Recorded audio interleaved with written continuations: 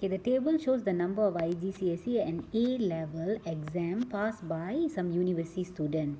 So let's look at the meaning of this 13 here. 13 means you have 13 students where they have passed 5 IGCSE paper, and individually each of the student they have passed 5 IGCSE paper and 2 A-level paper. This is the meaning.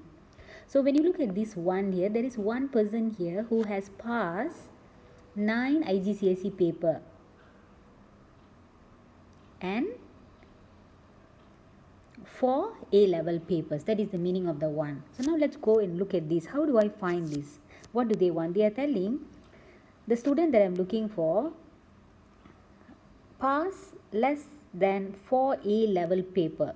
You know that this is a given that situation. It is a conditional probability.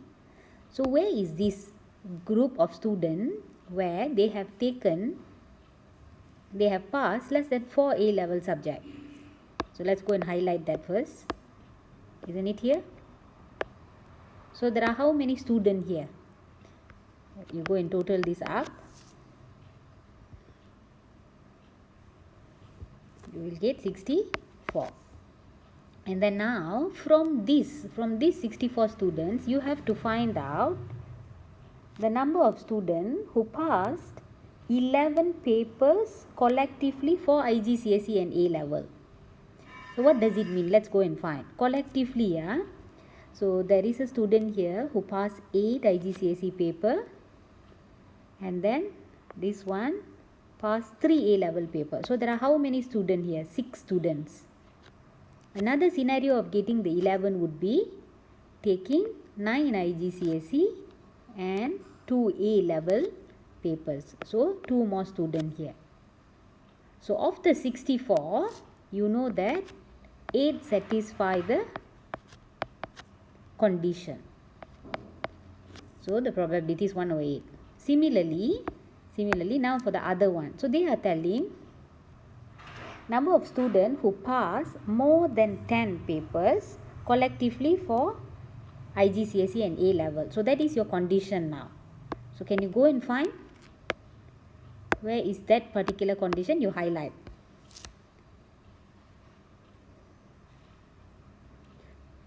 So these 2 people, none.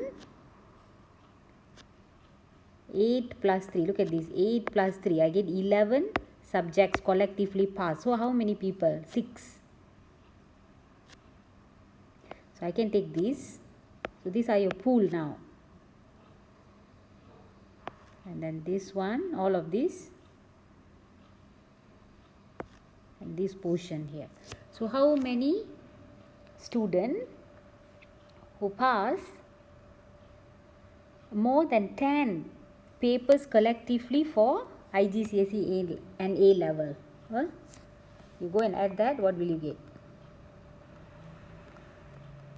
You're going to get 12. So this portion here gives you 12. Keep this. Now of these 12 people, how many people or how many students,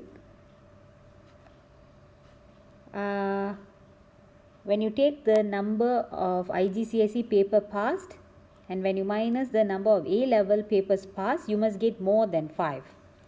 But you can only select from this 12 because that's the condition given now. So go and pick which one is that. See, can you take this one? 8 minus 2, I can do here. 8 minus 2 is equal to 6 and it is more than 5. It looks correct, but it doesn't fall into the condition given. So it doesn't meet the earlier criteria. So you cannot take that. So that will leave us with this. 9 minus 2, you will get 7, which follows this criteria. So there are 2 students who is into that category. And then another person here. Can I take 8 minus 3? Cannot. Because 8 minus 3, you will get 5. I want something more than 5 papers being passed collectively. So don't take this.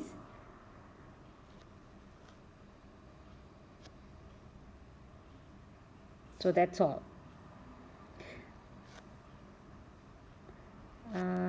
If you want me to circle all, actually it's here and here.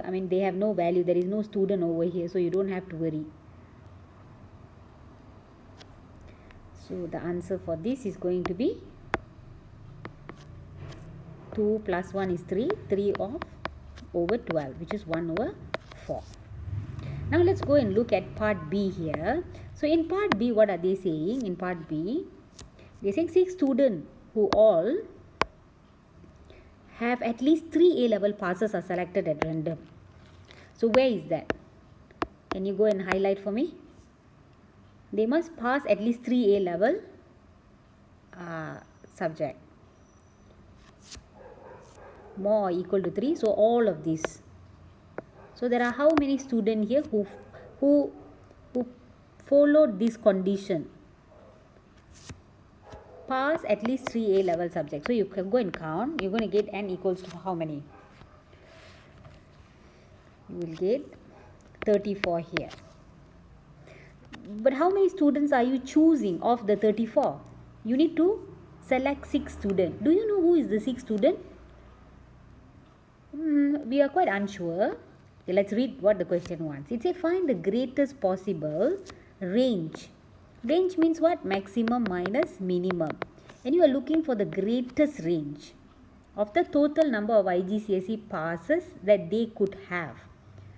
Total number of IGCSE passes, yeah. So what I am going to do, I am going to think and select the best 6 student. Best 6 student of the 34. See, they are asking for total number of IGCSE paper. So where is the biggest IGCSE papers passed? Here.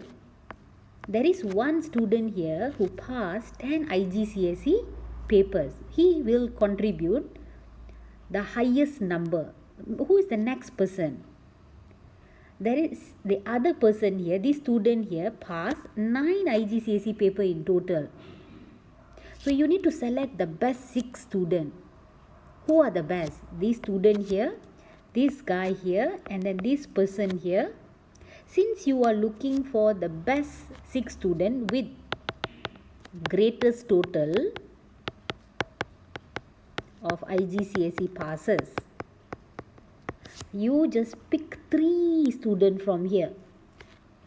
So that will give me 10, 9, 9, 8, 8 and 8. Can you see how I got that? See, this is the 10.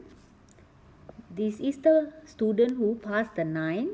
This is the student who passed the 9 IGCSE. And I am selecting 3 students here. 3 students, any 3 students of the 6 here who individually passing 8 IGCSE subject. So find this total first. What will you get?